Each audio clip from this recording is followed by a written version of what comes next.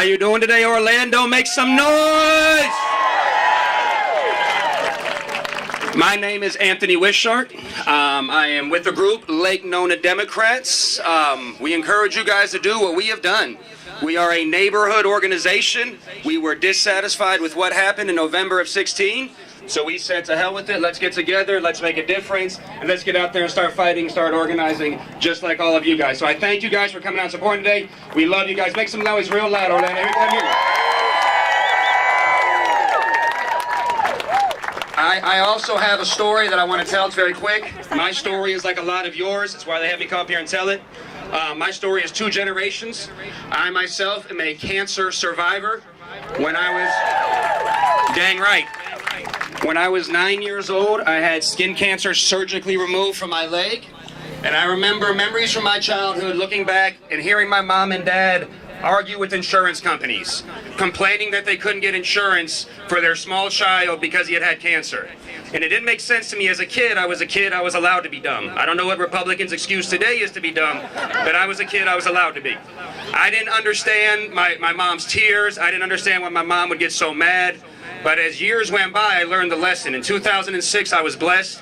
I had my first son. That's right, baby.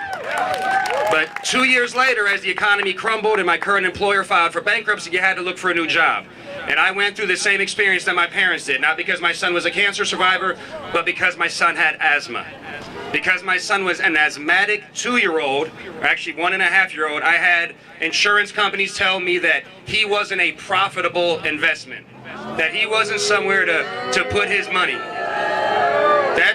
Let me reiterate this. I am not getting a Soros check. I check my mail every day. This is a true story.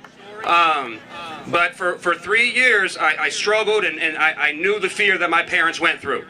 And what changed that, the reason that my story is not one of tragedy, that I didn't have to see the unthinkable, is because in 2010, Barack Obama passed, with help of our senators and our congressmen, our representatives, with help of the Democrats. In 2010, Barack Obama passed the Affordable Care Act and changed my life forever. Dang right. So here is my plea, and not just for my son, but for your neighbors, for your community, for your city, for your loved ones, whoever you're here for. If you're here just because it's the right thing to do, God bless. But keep fighting. Do not get tired. They are not going to get tired of being crazy. Keep showing up. Keep protesting. Everything you can be at, and most importantly, Senator Nelson touched on it. This has to turn into votes. In 2017, 2018, there are elections. Do not look for reasons to stay home. This is a democracy. If you agree with 60 to 70% of what one person says and 2% of what the other person says, vote for the person you agree with mostly. That's how democracy works. I love you guys. I appreciate you guys. I'm right here with you.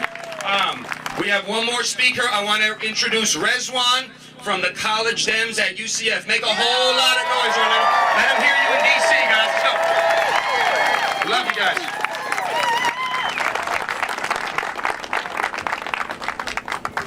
Good afternoon, Orlando. How's everyone doing? I'd like to thank UCF College Democrats for giving me this opportunity to share my story. My name is Rezwan Haq, and I'm a Muslim immigrant from Bangladesh.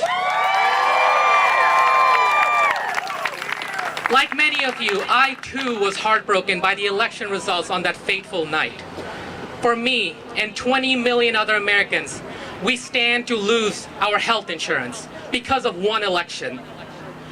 I, like many others, did not have health insurance before ObamaCare. There were times where instead of medicine, when I was very sick, instead of getting the help that I need, I had to depend on the prayers of a concerned mother.